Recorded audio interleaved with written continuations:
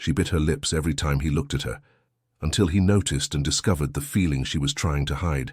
Where are you watching this story from? Subscribe to the channel and leave a like, because what happens next will move you. When her teeth pressed against her lower lip for the 10th time that morning, he finally asked.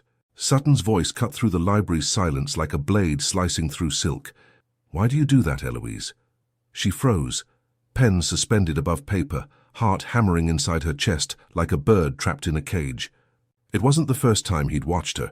His dark hazel eyes seemed to register every movement she made for weeks, but it was the first time he'd verbalized that unsettling attention. The townhouse on the Upper East Side smelled of lemon oil and mahogany that March morning. Eloise had been working there for only 2 months, organizing the vast collection of books and documents belonging to the Manhattan real estate magnate, a man who'd amassed a fortune in property development between New York and Boston, and now, in his mid-40s, lived alone in that imposing brownstone overlooking Central Park. The job offer had arrived at a critical moment. Bills from Mount Sinai Hospital were piling up like snow in a blizzard, and her father needed treatments that only money could buy. She'd accepted without hesitation, even knowing that working so close to someone like Sutton, a man who exuded power and loneliness in equal measures, would challenge her inner peace. "I don't know what you're talking about," she responded instinctively, but her fingers betrayed the lie by rising to her mouth. He approached, each step echoing on the marble floor, and she felt his woodsy cologne invade her personal space. "You're lying now, and when you lie, you bite your lips." The observation left her breathless. How did he know? How many other things had he noticed? How many of her secrets were already exposed before those eyes that seemed to see through the walls she'd built? The following days brought a different tension to the routine. Sutton began appearing in the library more frequently, bringing coffee in porcelain cups, sitting in the leather armchair near her desk. Conversations flowed about literature, Fitzgerald, Hemingway, the authors she loved and he collected in rare editions. But always, those eyes returned to her mouth.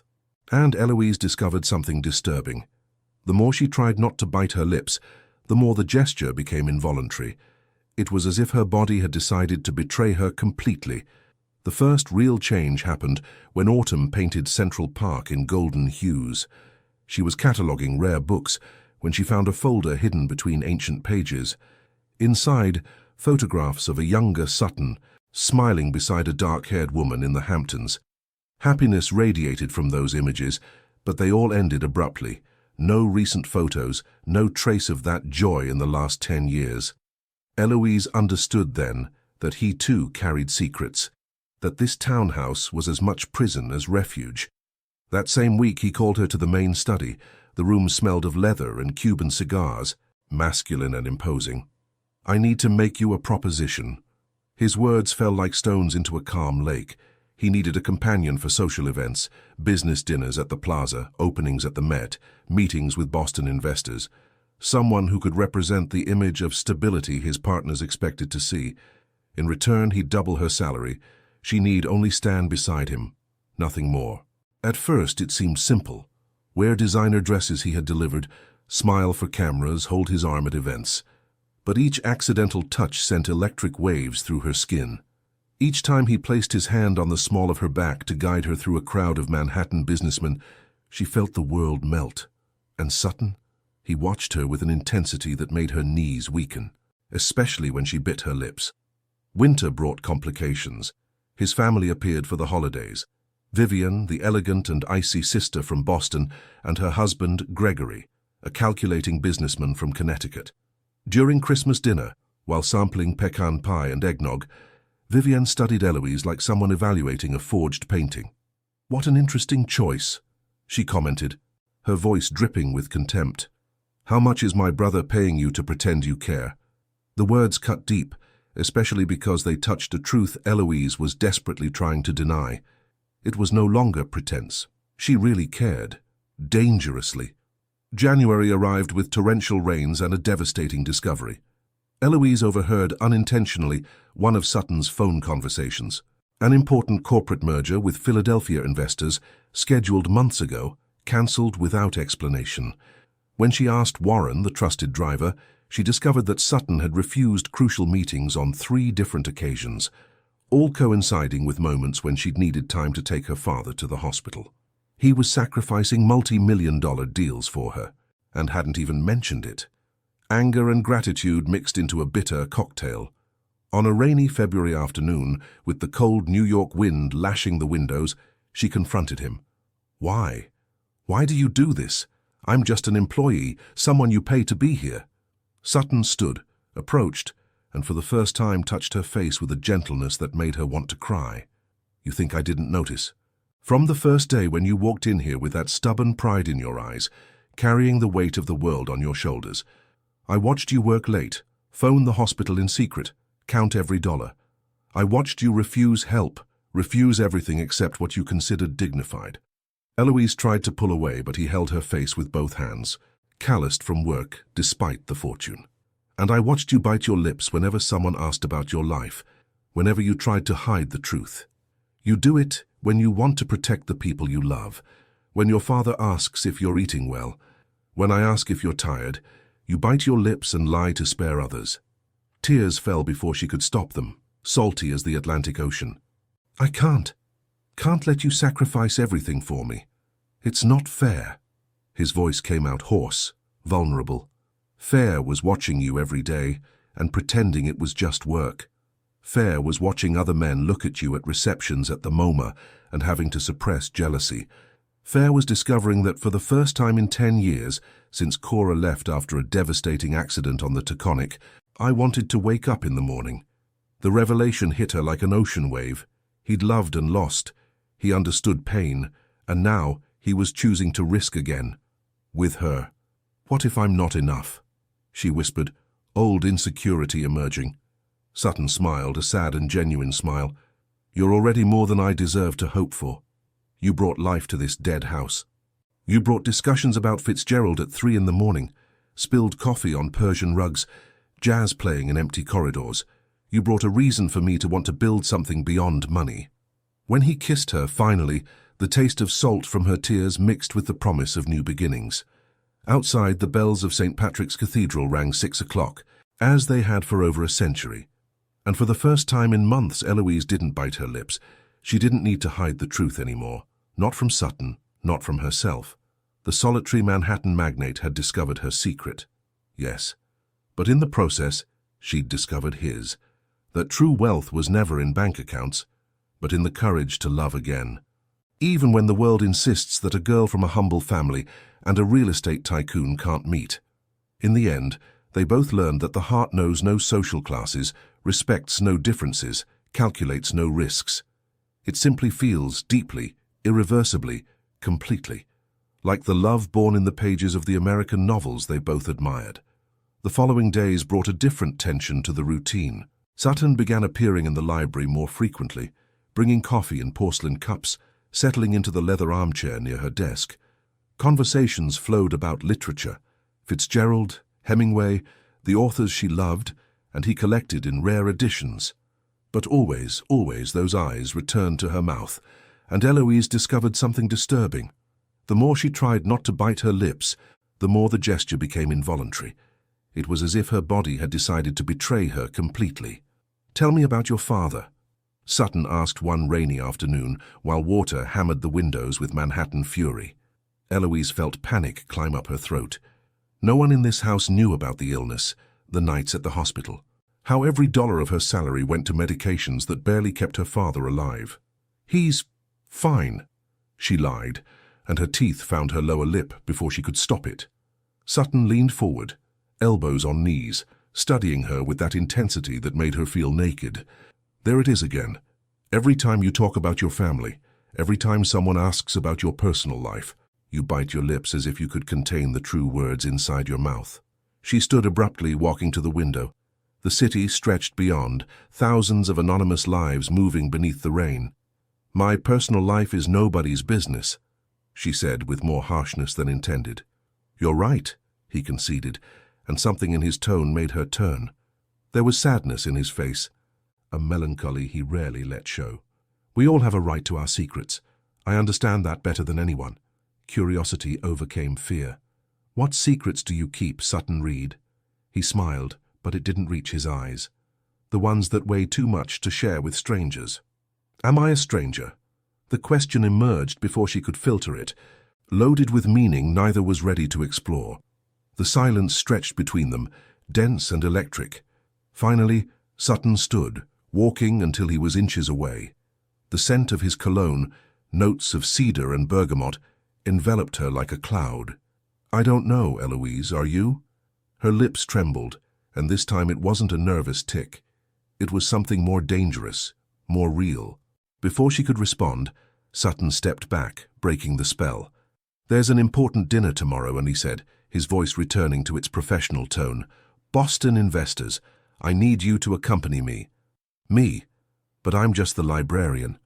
You're much more than that. The words hung in the air, laden with unspoken implications. I'll have a dress delivered tomorrow morning. Emerald green, I think it'll be perfect on you. That night, Eloise returned to her small Brooklyn apartment with her head spinning. Her father slept on the couch, face pale and gaunt. Medications sat on the table, a constant reminder of why she couldn't afford emotional complications with her boss. But when she closed her eyes, she only saw those hazel eyes watching her, reading every gesture, every lie, every hidden truth. And for the first time in years, Eloise wondered what would happen if she stopped hiding, if she allowed someone to see the cracks in her carefully constructed facade. The dress arrived at 9 in the morning, wrapped in tissue paper and satin ribbon. Emerald green, as promised, with a cut that suggested elegance without being ostentatious. Eloise held it against her body in front of the mirror, and for a moment didn't recognize the woman staring back. You look beautiful, her father whispered from the bathroom doorway, his voice weak but full of pride. Like your mother in her best days. Eloise swallowed the lump in her throat. Her mother had died 5 years ago, a sudden aneurysm that gave no time even for goodbyes. Since then, it had been just her and Dad against the world, against illness, against the relentless tide of medical bills threatening to drown them. It's just a job, Dad, she said, though they both knew it was a lie. Her lips moved toward her teeth, but she forced herself to stop. She needed to practice control, especially if she'd spend an entire evening under Sutton's omniscient gaze. The car arrived at 7 sharp. Warren, Sutton's trusted driver, opened the door with a kind smile. The black Mercedes glided through Manhattan streets like a shark in familiar waters, carrying her from Brooklyn to the elegant Plaza Hotel. Sutton waited in the lobby, devastatingly handsome in a black tuxedo. When he saw her descend from the car, something changed in his expression, a flash of wonder that disappeared almost instantly, replaced by his usual mask of control. I knew the green would be perfect, he murmured, offering his arm. It brings out your eyes. The banquet hall was a display of opulence, bohemian crystal chandeliers, tables covered with white linen tablecloths, floral arrangements that must cost more than her monthly rent. The Boston investors were middle-aged men, accompanied by jeweled wives who studied Eloise with barely disguised curiosity. Sutton, you finally introduce us to someone special, commented one investor, Mr. Harrington, with a smile that didn't reach his eyes. We were beginning to think you'd become a permanent hermit. Eloise works with me, Sutton explained naturally, his hand finding the small of her back in a gesture that sent electric shocks down her spine. She's an expert in American literature of the Gilded Age. Conversations flowed between red wine and plates of lobster. Eloise surprised herself enjoying the discussions about art and business, contributing observations that made the men look at her with renewed respect. But each time Sutton touched her, a casual brush reaching for a glass, his fingers grazing hers when sharing documents, her heart beat uncontrollably. At one point, while desserts were being served, Harrington's wife leaned toward Eloise with malicious curiosity. How did you manage to capture our elusive Sutton's attention? Many have tried and failed. Eloise felt her cheeks burn. I didn't. We haven't. She fascinates me with her honesty. Sutton interrupted softly, but his gaze was steel. A rare quality in our circles, don't you think, Mrs. Harrington? The woman retreated, recognizing the implicit warning, but the damage was done. Eloise excused herself to the restroom, needing a moment to regain composure. In front of the marble vanity mirror, she studied her reflection. The dress was beautiful, the makeup flawless, But beneath the facade, she was still the same Brooklyn girl lying about her father's health and hiding truth by biting her lips. "I don't belong here," she whispered to her reflection. "And where do you belong?" Sutton's voice startled her. He'd entered the restroom without her noticing, his presence filling the elegant space. "Among old books and guarded secrets." "This isn't real," she said, turning to face him. "These clothes, this dinner, this role I'm playing, none of this is me." Sutton took a step forward, then another, until he was so close she could see the golden flecks in his hazel eyes. "And who are you, Eloise? The woman who pretends everything's fine while her world crumbles? The one who sacrifices everything for her family without asking for help? How? Warren told me you go to the hospital twice a week, that you pay for medications that cost more than your salary, that you live in an apartment without heat in Brooklyn." His voice was soft, but each word hit her like a hammer. "How long did you think you could keep the secret?" Tears threatened to ruin her makeup. "It's not your problem." "Maybe it wasn't," he admitted, raising a hand to touch her cheek with a tenderness that completely disarmed her. "But it became my problem when I started to care about you. When I discovered I wait each morning to see if you'll arrive with that determined expression on your face. When your little gesture of biting your lips became the most fascinating thing about my day." Eloise closed her eyes, unable to sustain the intensity of his gaze. "This is insane. Sanity is overrated," he whispered, and when she opened her eyes, she found him smiling with a vulnerability he'd never shown before. "Give me permission to help you, please." And there, in the restroom of a luxury hotel, while an important dinner continued without them in the hall, Eloise faced a decision that would change everything.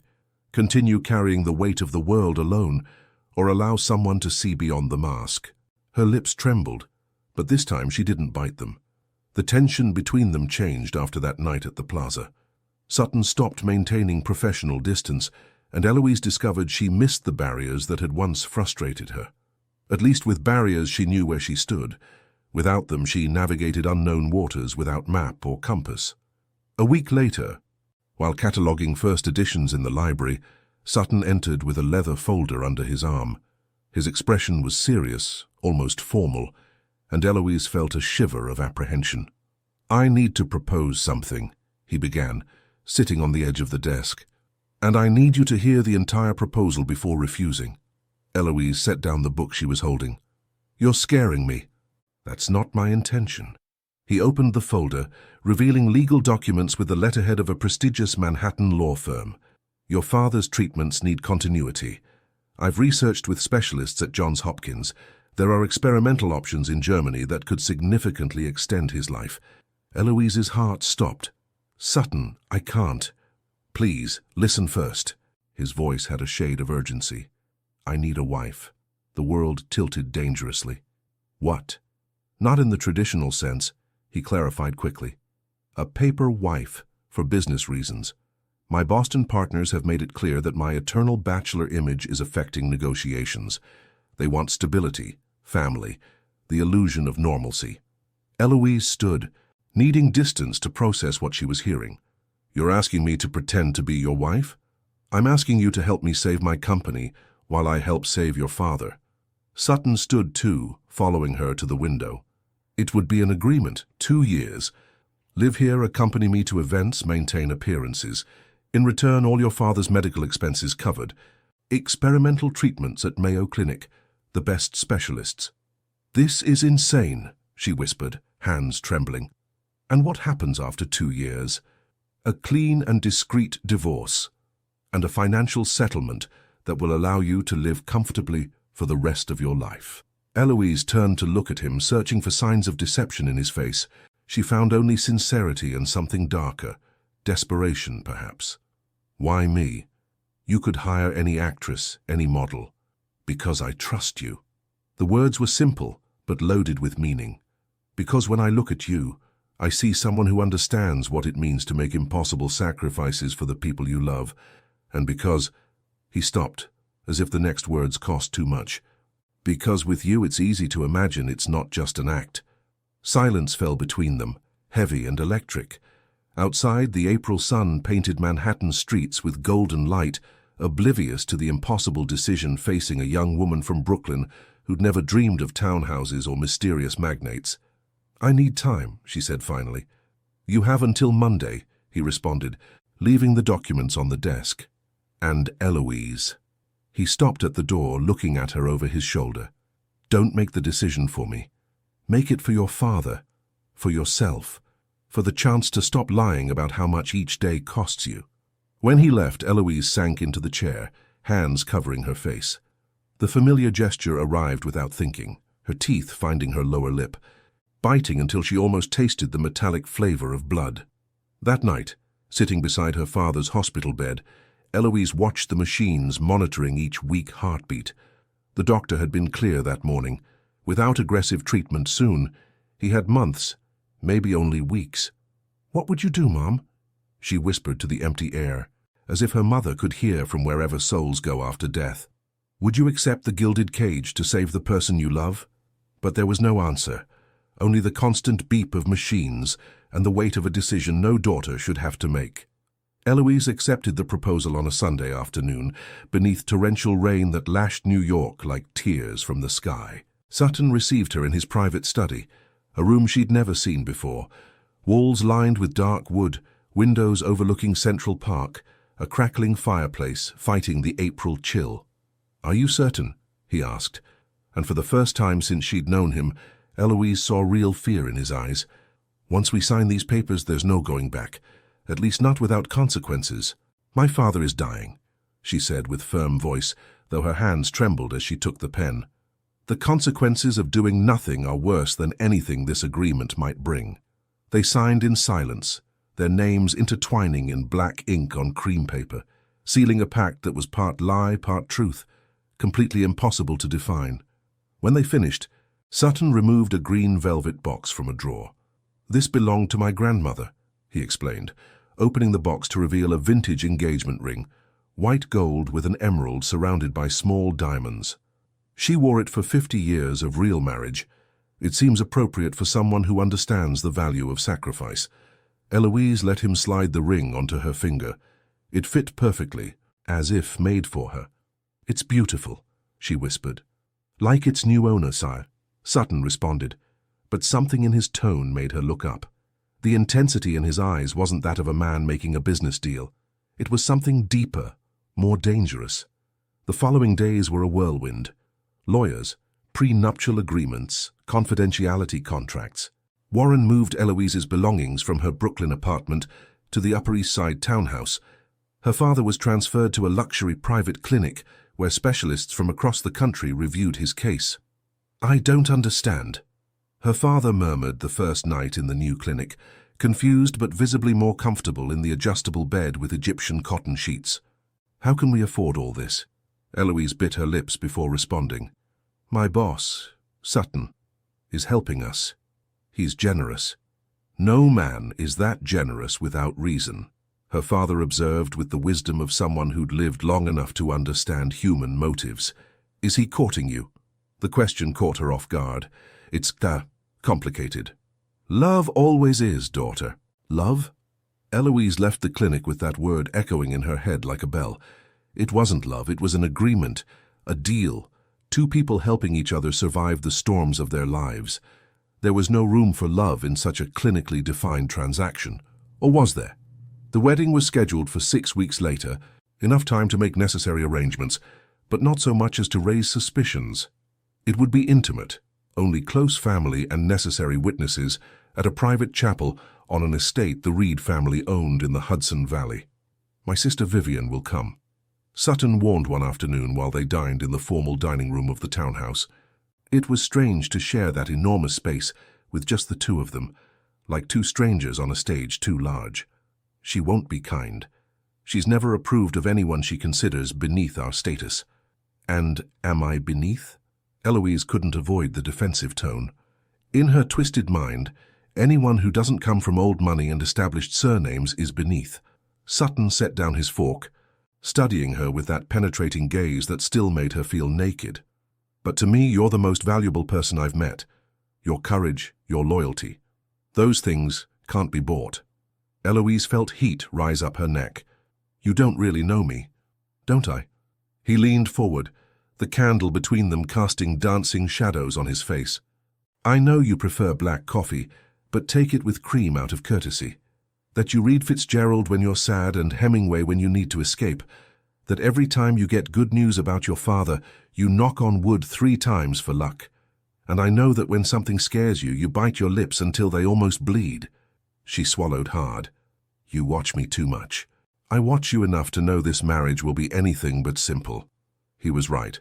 The night before the wedding, Eloise lay awake in her new room, an enormous suite overlooking the garden, decorated in cream and gold tones, wondering what the hell she'd done. Tomorrow she'd marry a man she barely knew, committing 2 years of her life to an elaborate lie. But when she thought of her father, sleeping peacefully in a clinic where the world's best doctors worked to save him, she knew she'd make the same choice, 1,000 times, regardless of personal cost. What she didn't know then, as the full moon shone over Manhattan, was that the cost would be much higher than she'd ever imagined. Because falling in love in a fake marriage wasn't in the contract. And yet, she could already feel the first cracks in her heart, opening to let in a man who should never have meant anything more than a transaction. The chapel in the Hudson Valley Hills smelled of incense and white roses. Eloise observed herself in the dressing room mirror, barely recognizing the woman staring back. The wedding dress was a masterpiece of French lace and ivory silk, simple but elegant, nothing ostentatious, exactly what she would have chosen for a real wedding. But this wasn't real. She needed to remember that. "You look radiant," Vivian said from the doorway, though her tone suggested exactly the opposite. Sutton's older sister was an impeccably dressed woman in navy blue, with pearls in her ears and a smile that didn't reach her cold eyes. "Though I must admit I'm surprised by the rush. Is there a particular reason?" The insinuation was clear. Eloise met her gaze in the mirror. "Only that when 2 people are certain, there's no reason to wait." "Certain?" Vivian approached, unnecessarily adjusting Eloise's veil with cold fingers. "My brother has been alone for 10 years, since Cora's accident. And suddenly, you appear, a librarian without pedigree or lineage, and within months convince him to marry. Forgive me if I seem skeptical." Eloise turned to face her directly. "I don't need your approval, Vivian, just your respect. And if you can't give that, at least maintain civility during the ceremony." For a moment she saw genuine surprise in the other woman's eyes. Then, something that might have been respect. "Perhaps you have more spine than I thought." Vivian headed to the door but stopped at the threshold. "I just hope you don't break his heart. He's suffered enough." When she was alone, Eloise felt the weight of those words. She'd never thought about how this agreement might hurt Sutton. She'd been so focused on her own sacrifice, on saving her father, that she hadn't considered he was also risking something. His heart, perhaps, or at least what remained of it after losing Cora. The organ music began, signaling the ceremony's start. Warren appeared to escort her. Her father was too weak to travel, another reminder of why she was doing this. As she walked down the intimate chapel's aisle, her eyes found Sutton's at the front. He looked at her as if it were real, as if this moment meant something more than papers and contracts. The dark grey suit made him look younger, more vulnerable, and when she reached his side, he took her hand with fingers that trembled almost imperceptibly.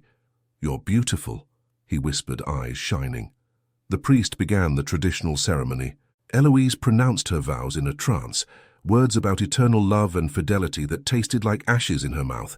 When Sutton's turn came, he surprised her by departing from the script. "Eloise," he began, holding both her hands, "I can't promise you perfection. I can't promise it will be easy. But I can promise that while you're under my protection, you'll never have to carry the weight of the world alone, that your tears will be my tears, that your victories will be my victories, and that every day I'll try to be worthy of the trust you place in me." These weren't the vows they'd rehearsed. They were more honest, more vulnerable, and when he finished speaking, Eloise saw tears shining in his eyes.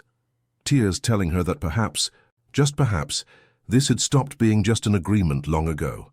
"You may kiss the bride," the priest announced. Sutton leaned in slowly, giving her time to pull back if she wished, but Eloise didn't move.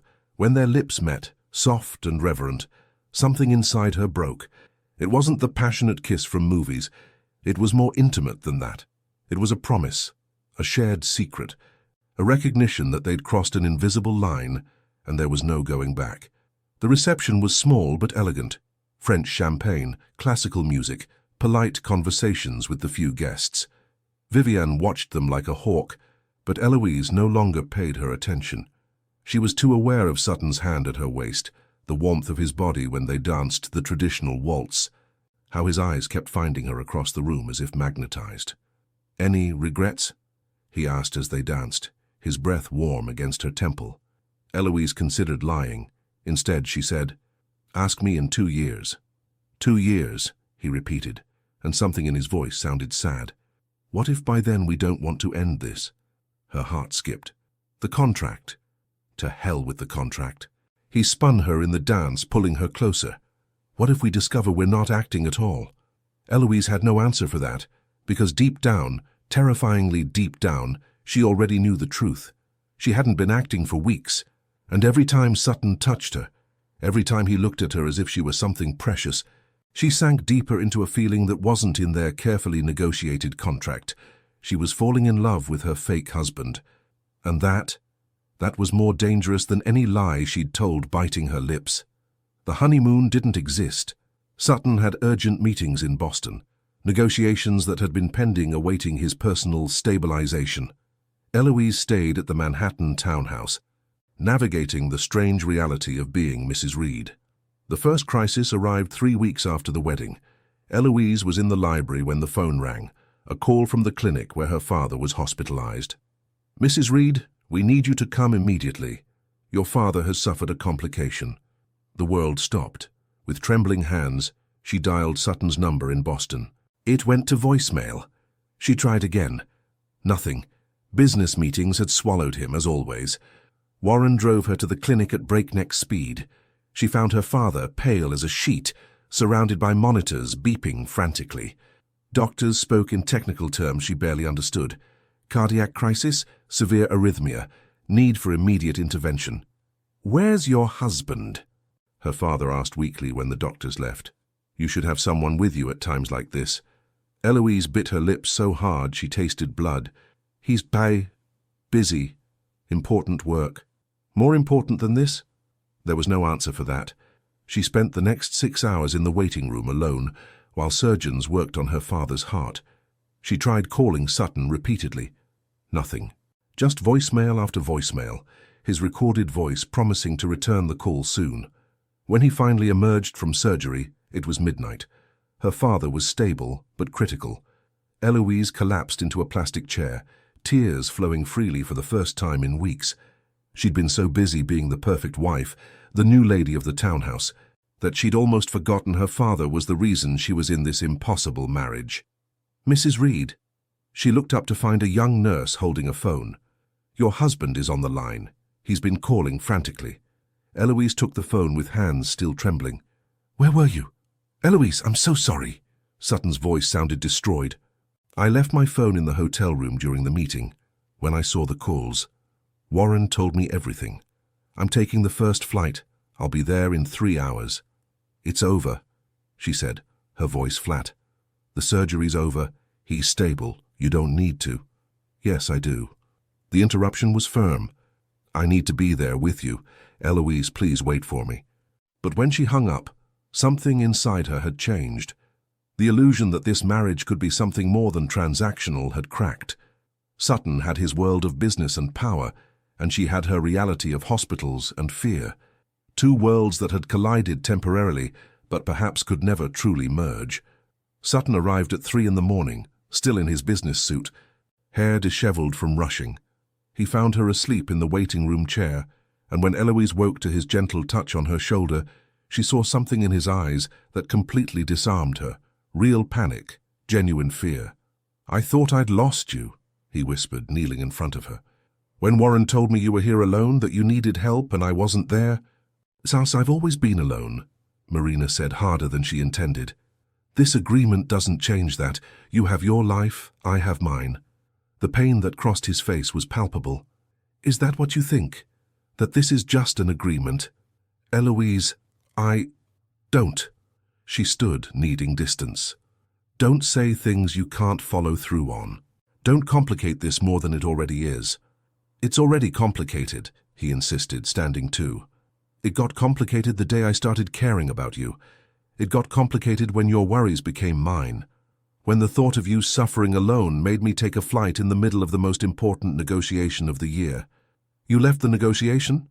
For you, yes. Silence fell between them, heavy with implications. Finally, Eloise asked the question that had been gnawing at her heart. What would Cora have done? Sutton recoiled as if she'd struck him. What? Your dead wife, the one you loved enough to isolate yourself for 10 years. What would she have done in my place? Cora was. He stopped, searching for words. She was different. We came from the same world, shared the same life. She never had to question whether she belonged. Exactly. Eloise felt the knot in her throat tighten. I don't belong in your world, Sutton, and you don't belong in mine. This marriage, this farce. Maybe it was a mistake. Don't say that. He approached, taking her face in his hands. Please, don't say that. Why not? It's the truth. We're too different. You're the strongest woman I've ever known. His thumbs wiped away tears she didn't know she'd shed. You're someone who sacrifices her own happiness without blinking. Someone who lies biting her lips to protect others. Someone who makes me want to be better than I am. You can't save me, Sutton. I know. He smiled sadly. But maybe we could try to save each other. The kiss they shared in that hospital waiting room wasn't like their wedding kiss. It was desperate, honest, loaded with all the fear and hope neither dared verbalize. And when they separated, Eloise knew she'd crossed the point of no return. She could no longer pretend this was just a contract. She could no longer protect her heart behind lies and bitten lips. She'd fallen in love with her fake husband, and that would change everything. The following months brought an uncomfortable truce. Eloise's father recovered slowly, the experimental treatments showing promising results. Sutton cancelled business trips to be more present, trying to rebuild the trust he'd almost lost that night at the hospital. But the cracks in their fabricated marriage began to widen. Vivian's second visit arrived like a storm in October. She brought Gregory, her Connecticut husband, and a barely contained malice. During dinner in the formal dining room, she dropped the bomb. I've been investigating, she announced casually over the second course, as if discussing the weather. It turns out Eloise signed quite an unusual marriage contract before the wedding. Isn't that fascinating? Eloise's fork clattered onto her plate. Sutton tensed beside her. Vivian. Oh, don't misunderstand me. Her smile was a knife wrapped in silk. I don't judge. It's clever, really. 2 years. Mutual benefits, a clean exit. Very practical. Though I wonder what your partners would think if they knew your stable marriage has an expiration date. How you obtained those documents is illegal, Sutton said, his voice dangerously low. Lawyers talk, brother, especially when they're concerned about their client's well-being. She sipped her wine calmly. I'm just saying it would be a shame if this information leaked. All those negotiations that depended on your new family image, all those investments that closed because you finally seemed like a trustworthy, stable man. What do you want? Eloise's question came out more like a growl. Vivian studied her like a scientist examining an interesting insect. I want my brother to regain his sanity, to admit this ridiculous marriage was a mistake, to divorce before you root yourself deeper into our family. Our family is defined by who's in it.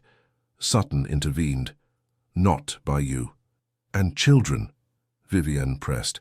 The contract specifies there will be no children. What kind of marriage is that? What will father think when he discovers you'll never give him grandchildren because your wife is just a hired actress? The word actress hit Eloise like a slap. She stood from the table, legs barely supporting her. Excuse me. She ran upstairs to the room she now shared with Sutton. They'd begun sleeping together after the hospital incident, first for appearances before the staff, then for something more neither named. She locked herself in the bathroom, hands gripping the sink while trying to control her breathing. It was true. Everything Vivian had said was true. She was an actress in her own life, playing a role she'd accepted out of desperation. And what had she gained? Money for treatments, yes, but also this, humiliation, doubts, the constant feeling of being an imposter in a life that would never belong to her. Eloise. Sutton's voice came from the other side of the door. Open up, please. Go away. Not until we talk. Talk about what? She yanked the door open violently. About your sister being right? About this being a farce? About me playing house while the real world waits to destroy us? Just she's not right. Sutton entered the bathroom, closing the door behind him. And it's not a farce, not to me. Not for months. The contract says 2 years, a clean divorce. Those were the terms. To hell with the contract. He grabbed her by the shoulders, forcing her to look at him. Listen to me. When I signed those papers, I thought I was making a business deal. A practical solution to 2 different problems. But somewhere between cataloguing books and silent dinners, and watching you bite your lips when you try not to cry, I fell in love with you. Eloise felt the world tilt. Don't say that. Why not? It's the truth. Because it makes everything harder. Tears finally overflowed. Because if this is real, then when it ends, when we reach the expiration date and have to divorce or reveal the truth, it doesn't have to end. His hands moved to her face, wiping tears with trembling fingers. We can break the contract. Make this real. Stay together not because a paper says so, but because we choose to. Your sister will reveal everything. Let her. I don't care anymore. And your business. Your partners. We'll find another way. The desperation in his voice was palpable. Eloise, I lost 10 years of my life to fear. Fear of loving again, of risking again. I don't want to waste more time. I don't want to lose you to cowardice. She wanted to believe him. God, how she wanted to believe. But Vivian's voice echoed in her head. Hired actress. Imposter. You don't belong. How could she build something real on a foundation of lies? I need time, she finally whispered. To think. Sutton nodded, though the pain in his eyes was evident. Take all the time you need. But Eloise. He leaned in to kiss her forehead with a tenderness that made her want to sob. Don't take too long. Life is short. And we've already wasted too much pretending we don't feel what we feel. When he left, Eloise slid to the bathroom floor, hugging her knees like a frightened child. She'd come to this marriage seeking to save her father. She never expected to need someone to save her, and she certainly never expected to fall in love with the man who'd offered the gilded cage, only to discover that perhaps the door had been open all along. The storm broke 2 days later, more devastating than anyone could have anticipated. Eloise was reviewing household finances, a task Sutton insisted she didn't need to do, but she performed out of habit when she found the documents. They were hidden in the 3rd drawer of Sutton's desk, in his private study where she rarely entered. Medical bills. But not for her father, for someone else, for Cora. Her hands trembled as she read the dates. The treatments extended for 3 years before the accident. Intensive psychiatric therapy. Medication for severe bipolar disorder. Multiple hospitalizations in private clinics in New York and Switzerland. Cora hadn't died in a car accident as everyone assumed. It had been suicide. The medical notes were clear. Patient demonstrated persistent self-destructive tendencies, multiple previous attempts. Family opted for absolute confidentiality. Eloise felt nauseated.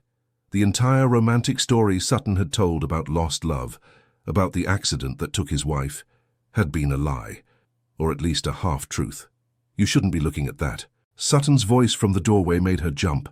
His face was pale, eyes filled with something that looked like panic and shame mixed. Why? Eloise's question came out as a whisper. Why didn't you tell me the truth?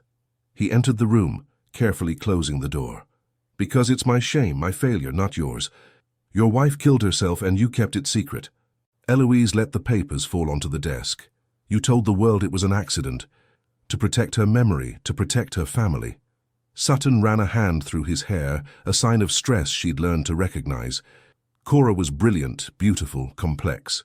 She was also ill, and I couldn't save her. That's why you withdrew from the world. It wasn't just grief, it was guilt. Guilt that consumed me for 10 years. He sat heavily on the leather couch. I told myself I'd never get emotionally involved with someone again, that I'd never risk my heart or impose my complicated life on another person. And then I appeared. Eloise felt the bitter irony, with my complicated life and my lies. You're not like her, he said quickly. Cora couldn't be helped no matter how hard I tried. But you're strong, Eloise. You survive. You fight. And that's why you chose me? Because you knew I wouldn't disappoint you by killing myself? The words came out crueler than intended, but the pain in her chest was real. Sutton flinched as if physically struck. That's unfair. Is it? She approached, confronting him. All this time, while I felt guilty for lying about our marriage, you were keeping even bigger secrets. At least my lie is temporary. Yours is permanent. You're right. The admission caught her off guard. I'm a hypocrite. I asked you for honesty while hiding my past. But Eloise, you need to understand, with Cora, no matter how much I loved her, it wasn't enough. She was determined to destroy herself, and I could only watch. With you, it's different. With you, I can actually help. I can be my savior. Eloise felt something break inside her. I don't need a savior, Sutton. I needed a partner, someone honest. Instead, I have another secret to keep, another lie to bite my lips and hide. The silence between them was dense, loaded with all the unspoken words that had accumulated for months. Finally, Sutton spoke with broken voice. What do you want me to do? I want you to be honest, completely honest. No more secrets, no more half-truths. Eloise felt tears burn her eyes. And I want to know if you ever wanted me for who I am, or if I was just a redemption project. A way to prove to yourself that this time you could save someone. The question hung in the air like a sentence. Sutton opened his mouth to respond, but Eloise's phone rang shrilly, cutting the moment. It was the clinic. Her father had had another crisis. The trip to the hospital was tense silence. Warren drove while Eloise stared out the window, her fingers unconsciously going to her mouth repeatedly, biting her lips until they almost bled. Sutton wanted to take her hand several times, but stopped, respecting the invisible barrier she'd raised. In the emergency room, doctors explained. Severe post-surgical infection. They needed last-generation antibiotics, extremely expensive, not covered by standard insurance. How much? Eloise asked, though she already knew the answer would be beyond her reach. $400,000 for the complete treatment cycle. A terrifying silence fell over her. Even with the marriage agreement, that sum was impossible. She looked at Sutton, seeing the answer before he verbalized it. I'll cover it, he said simply. Sutton, you can't. It's too much. He's your father. Their eyes met, loaded with meaning. And you're my wife. Real or not, what I promised still stands. I won't let you suffer through this alone. Eloise wanted to scream at him no, that she couldn't keep accepting his help when everything between them was broken. But the image of her father fighting to breathe, connected to machines, crushed her pride. Thank you, she whispered, and for the first time in their marriage, the tears she shed weren't from fear or frustration, but from the overwhelming complexity of loving someone imperfect, someone with secrets and scars, someone who, despite everything, kept choosing her again and again. But as she signed the documents for her father's treatment, Eloise wondered if love was enough when it was built on layers of lies. Hers, his, those of a marriage that had begun as transaction and become something too real and too complicated to define. The following days passed in a haze of hospital rooms and whispered conversations. Eloise's father responded slowly to treatments, but the emotional cost was high. She and Sutton existed in a strange limbo, sharing space but avoiding important conversations, dancing around the cracks in their relationship as if ignoring them could make them disappear. A week after the revelation about Cora, Eloise found Sutton in the library at midnight. He sat on the floor surrounded by old photo albums, a half-empty bottle of scotch beside him. You shouldn't drink alone, she said softly from the doorway. I shouldn't do many things. His voice dragged the words. But here we are. Eloise approached, sitting on the floor beside him. The albums showed a different life, a younger Sutton smiling next to Cora on Cape Cod beaches, in Parisian cafes in the Swiss Alps. In every photo, he looked at her with adoration, and in every photo, she seemed to be looking elsewhere. She was beautiful, Eloise observed, feeling a pang of something that wasn't exactly jealousy but came close. She was unhappy, Sutton corrected, running a finger over a photograph. Always, from the day I met her. I thought my love would be enough to change that. How arrogant, right? It's not arrogant to want to save someone you love. So isn't it? He turned to look at her, his eyes red and swollen. Then what am I doing with you? Saving you? Or repeating the same story, hoping for a different ending? Eloise felt the words like daggers. Is that what you think? That I'm some kind of replacement? No. God, no. He dropped his head into his hands. You're the complete opposite. Cora needed me and consumed me. You don't need anyone, and that terrifies me more. Why? Because it means you can leave me. The vulnerability in his voice completely disarmed her. The contract says 2 years, 9 months left, and every day that passes I wonder if when the date arrives you'll choose to leave. Eloise couldn't breathe. She'd never considered he was also counting the days, that the weight of limited time affected him as much as her. And what would you choose, she asked, though she feared the answer. If you were free to choose, without contracts or obligations, what would you do? Sutton looked up, his eyes meeting hers with an intensity that made the world stop. I'd choose you, every day, in every version of this life. I'd choose you even knowing all the challenges, all the problems. Because with you I feel alive for the first time in a decade. Tears rolled down Eloise's cheeks. I'm so afraid. Of what? That when my father gets better, when I don't need the money anymore, you'll discover I'm not enough. That you only wanted me because I was a project, a problem to solve. Eloise, Sutton took her face in his hands, forcing her to look at him. You're enough, too much even. You challenge me, irritate me, make me want to be better. You're not a project. You're the woman I fell in love with, despite all my attempts to keep distance. But we started with lies. And we can end with truths. He leaned closer, his forehead resting against hers. Tell me you feel something, even if it's a spark. Give me hope that I'm not alone in this. Eloise closed her eyes, feeling his warmth, the familiar scent of his cologne mixed with scotch and desperation. She'd spent months lying, to her father, to the staff, to the world. But in this moment, in this intimate space of midnight and confessions, she could no longer lie. I love you, she whispered, and felt his body freeze with shock. I don't know when it started. Maybe when I saw you watching me in the library. Maybe when you rushed to the hospital in the middle of the night. Maybe when you kissed me like it was real. But I love you, and it terrifies me because I don't know how to love without lying, without hiding, without biting my lips and keeping secrets. The kiss that followed was different from all the others.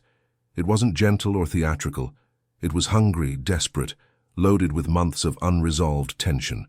Sutton pulled her to him, and Eloise responded with the same urgency, both seeking something alcohol and words couldn't provide. When they separated, breathless, Sutton murmured against her lips, "No more secrets, no more lies, just us.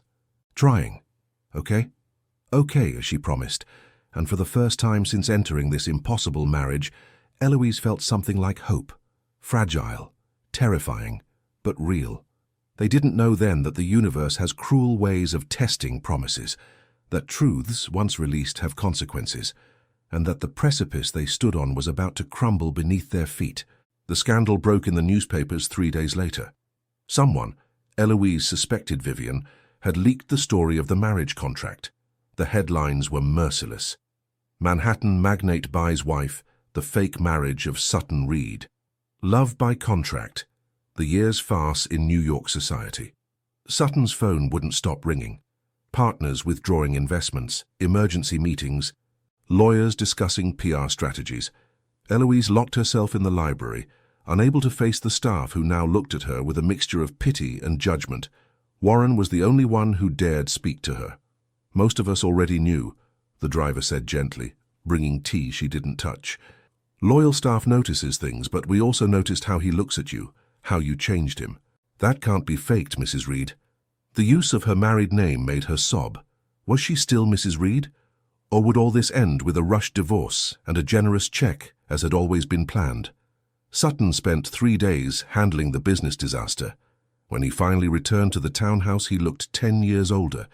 Eloise waited for him in the living room, prepared for the worst.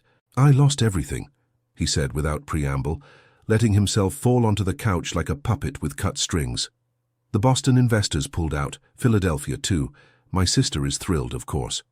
Eloise felt her heart break. I'm so sorry. This is my fault. No. He looked up, and to her surprise he was smiling, a tired but genuine smile. It's my fault for thinking I could manipulate the truth, but it's also liberating. Liberating? She didn't understand. You just lost millions. I lost money. I didn't lose what matters. He stood, approaching her.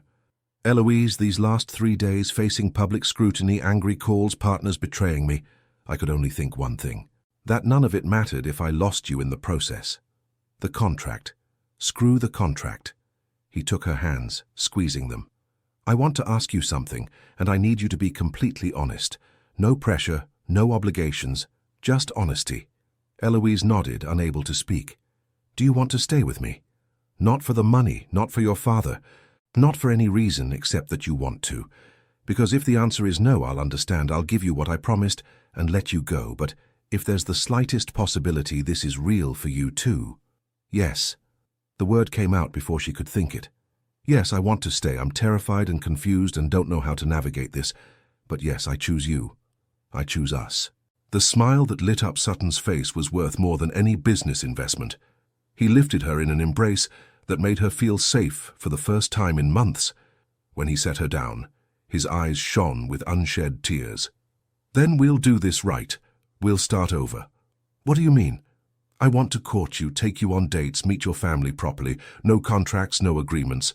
Just two people discovering if they can build something real. Eloise felt laughter bubbling in her chest. We're already married. Technical details. He smiled, drying a tear from her cheek with his thumb. The paper says we're married, but I want to win you. I want you to choose me every day, not because you have to, but because you want to. And so began a second love story, strange and wonderful, between two people who were already legally united, but emotionally learning to trust. Sutton took her to small restaurants in Brooklyn, away from the high society that had judged them. They walked through Central Park hand in hand, like new lovers exploring New York. They truly talked about everything, about Cora and her struggle with mental illness, about Eloise's mother and how her sudden death had left scars, about fears and dreams and all the small truths they'd hidden behind contracts and appearances. Eloise's father, recovering slowly at the clinic, watched them with wise eyes. This is how it should have been from the beginning, he commented one afternoon when both visited.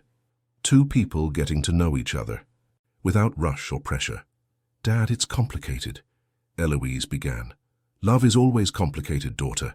He took both their hands, joining them. But what I saw in you from the first day wasn't acting. It was fear. Fear of admitting what you felt. I'm glad you finally give yourselves permission. One evening, 3 weeks after the scandal, Sutton took Eloise to the townhouse rooftop. He'd prepared a dinner under the Manhattan stars, candles flickering in the gentle November breeze. Remember when you asked me why I notice when you bite your lips? He asked while they ate the pasta he'd cooked himself, clumsily but with love. Eloise nodded, unconsciously touching her lip. It's because I watch you all the time. I look for signs that you're uncomfortable, scared, lying to protect others. Because every time you do it, I want to be the person you don't have to lie to. I want to be your safe place. You are, she admitted. Even when everything's a disaster, when the whole world judges us, with you I feel safe. And your tick, he smiled. Do you still bite your lips? Eloise considered the question. She realized that in recent weeks the gesture had diminished significantly. Less, because I have less to hide. Good. Sutton raised his wine glass. Then let's toast. To honesty, to second chances, to loves that start with lies but end in truths. They toasted under Manhattan's starlit sky, two damaged souls learning to heal together, to build something real on the remains of what had been a marriage of convenience. It wouldn't be easy. The scandal was still fresh, partners still distant, Vivian still a thorn in their side. But for the first time, Eloise believed they could make it. Not as patron and employee, not as savior and saved, but as equals, as partners, as imperfect people choosing each other day after day, truth after truth. Summer arrived in New York with scorching heat and blue skies, but inside the Upper East Side townhouse, something new and warm was growing. Sutton had begun rebuilding his business empire, but this time with transparency and different values. Instead of chasing major Boston investors, he focused on community projects, affordable housing, restoration of historic buildings in forgotten neighborhoods. Eloise became his partner, in more than name. Her knowledge of literature and history proved invaluable working with cultural preservation authorities. Together, they transformed abandoned properties in Brooklyn and Queens, creating spaces that honored heritage while serving the community. Who would have thought a librarian and a disgraced businessman would make a good team? She joked one afternoon while reviewing blueprints in the study. "I did," Sutton responded simply. "From the moment I saw you catalog books as if each one contained the universe's secret, I knew you were special." The relationship with Vivienne remained tense, but one day, unexpectedly, she appeared at the townhouse. Without Gregory, without her usual armor of jewelry and condescension. Just Vivienne, looking tired and more human than Eloise had ever seen her. "I've come to apologize," she said without preamble, sitting in the living room without invitation. "What I did, leaking the contract was cruel, and I was wrong." Eloise exchanged a glance with Sutton. "What changed?" he asked cautiously. "Gregory left me." Vivienne laughed bitterly. "Turns out our perfect society marriage was also a farce. He'd had a mistress in Greenwich for 5 years. When I confronted him about his hypocrisy after how I judged your situation, he finally admitted he only married me for the Reed family connection." "Vivienne, I'm sorry," Eloise began. "No." Vivienne raised a hand. "I don't need pity. I need to acknowledge I was arrogant. I saw your contractual marriage and judged it, when my real one was equally empty. At least you were honest about what it was. We lied for 10 years. Silence settled. Finally, Sutton spoke. "Marriage doesn't define us, Vivienne. What we choose to do with it does. Just you chose to turn yours into something real." Vivienne's eyes glistened with unshed tears. "You can hate me and I'd understand, but I wanted you to know. I envy you. You found authenticity in the least expected place." Eloise stood, approaching Vivienne. To everyone's surprise, she hugged her. "Family is complicated, but if you're willing to try, so are we." The thaw with Vivienne was gradual but genuine. She began visiting regularly, sometimes bringing ideas for community projects, other times simply to have coffee and talk without masks. Eloise discovered that beneath the icy facade was an intelligent and wounded woman, someone who'd lost her way trying to maintain appearances. Eloise's father was discharged in January, his recovery considered miraculous by doctors. The first night home, now truly home in the townhouse Eloise had stopped seeing as a cage and begun seeing as belonging, they organized a small dinner, just the 3 of them and Warren, who'd become a close friend as well as employee. "I never thought I'd live to see this," Eloise's father said, looking around the table with bright eyes. "My daughter happy, with a man who loves her in a place where she belongs." "Dad," Eloise felt tears threaten.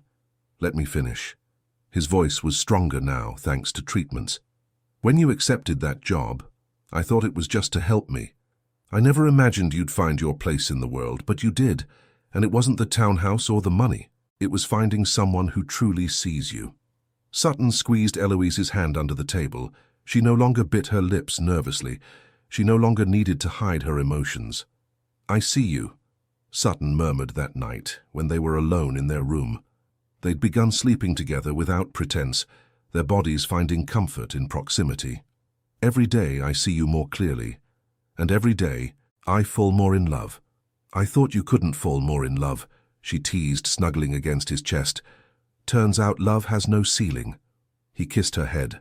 "Only depths to keep exploring." Spring's arrival brought new beginnings. The Brooklyn Housing Project inaugurated with great success, providing affordable homes to families displaced by gentrification. Eloise organized a community library on the ground floor, filling it with books Sutton had collected for years. "This is better than having them gathering dust," he said while watching neighborhood children explore the shelves with wonder. "Cora always said I collected books like a dragon hoards gold. She'd be happy to see them used this way." It was the first time he'd mentioned Cora without pain. Eloise took his hand. "I think she'd approve of who you are now." "I hope so." He looked at Eloise with infinite tenderness. You helped me discover that saving someone isn't loving them. It's loving someone that makes you want to be better for yourself and for them, learning to distinguish the difference. That was your gift. The anniversary of their contractual wedding arrived in March, just as New York filled with cherry blossoms. A full year since Eloise had first entered the library, nervous and needy, biting her lips to hide her desperation. Sutton took her back to the Hudson Valley Chapel where they'd married, but this time there were no contracts or pretenses. "Marry me," he said at the empty chapel's entrance. Again, but now for real.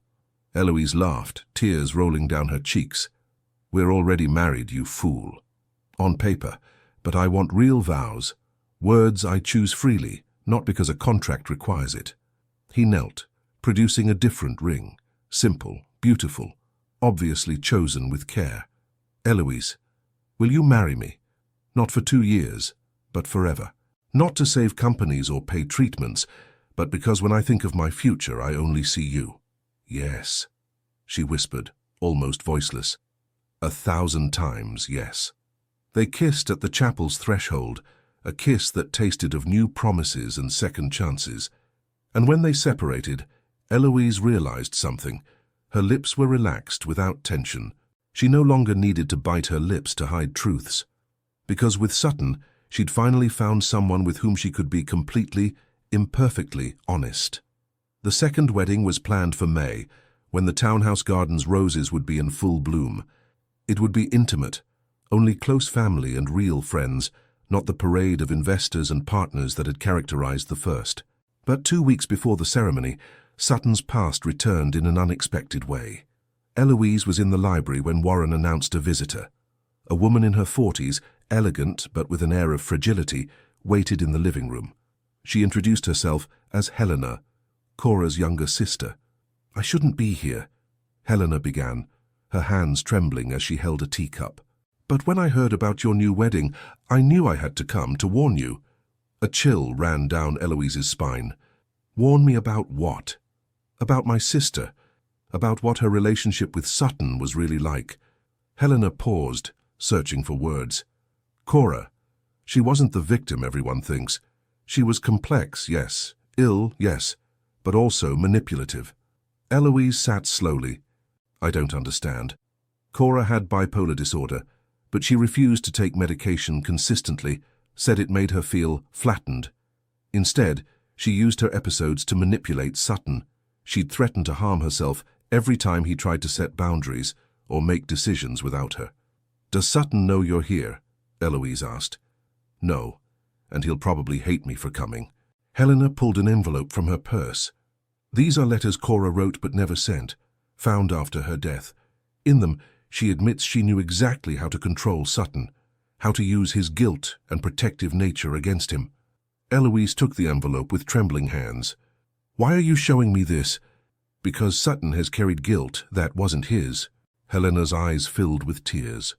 "He blamed himself for my sister's death, but the truth is, Cora made that final decision when he finally had the courage to suggest he needed space, that their relationship was becoming toxic.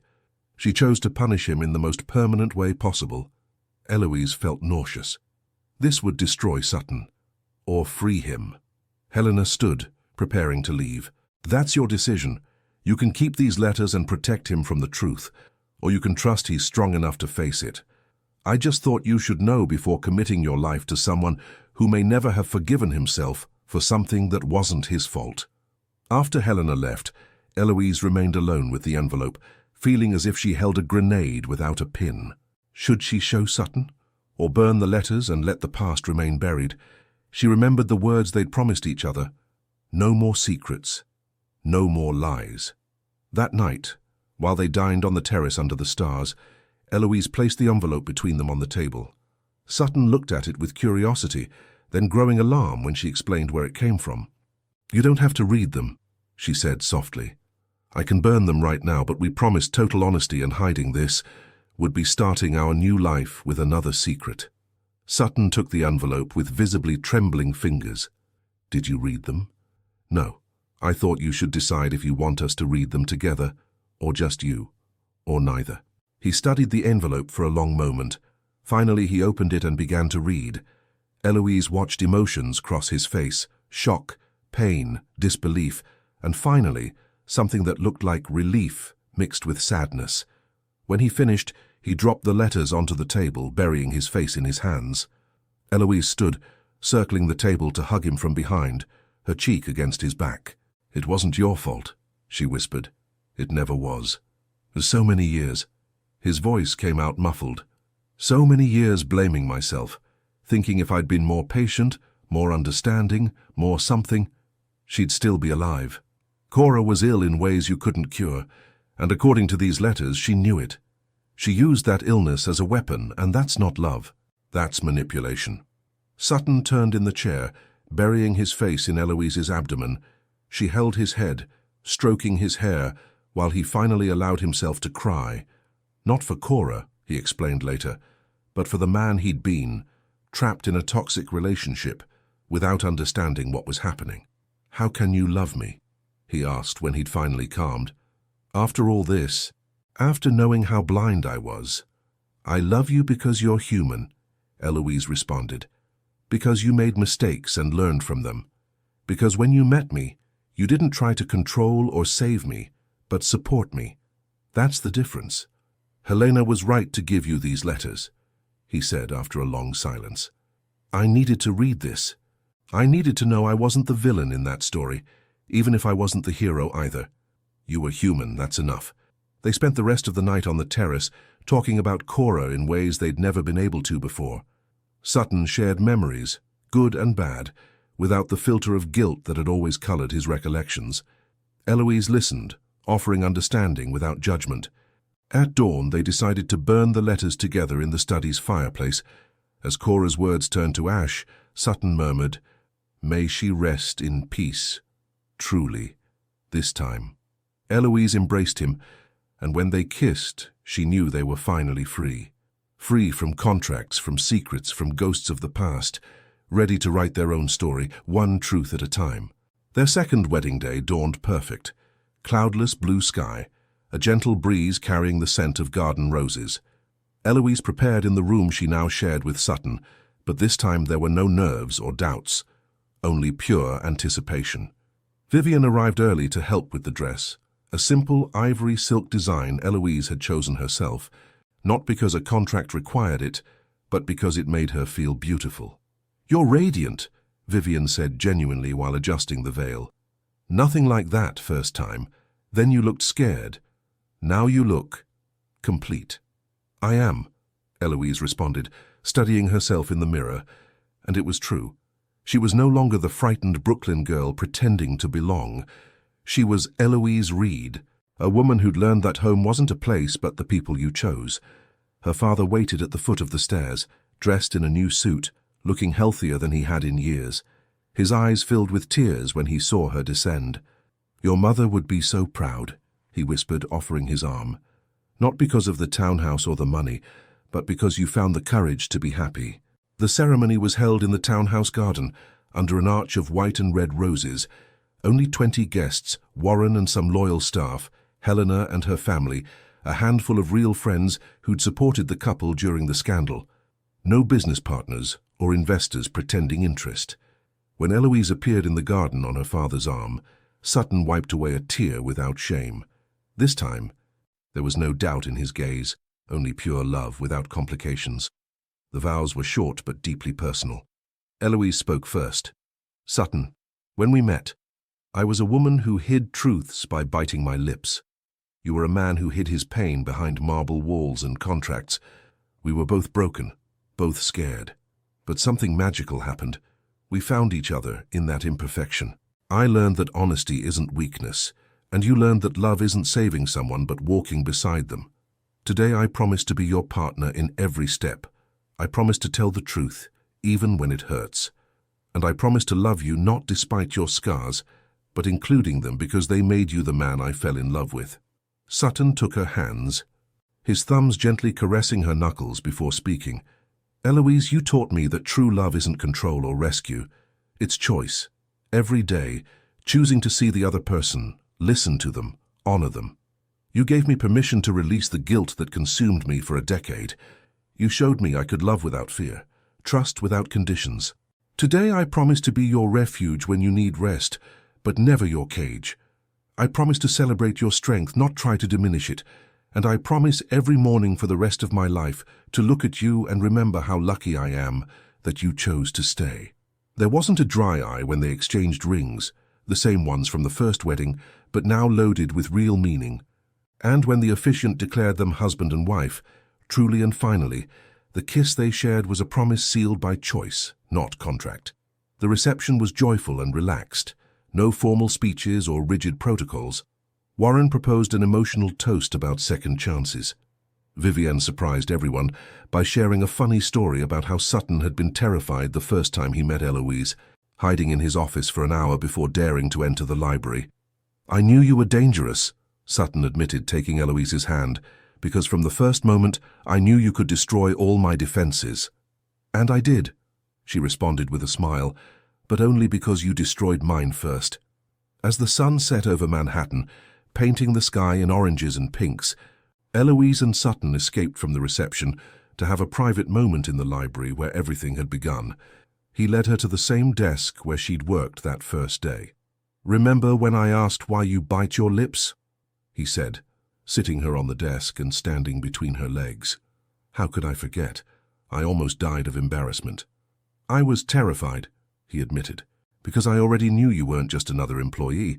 There was something about you that made me want to discover every secret, every hidden truth."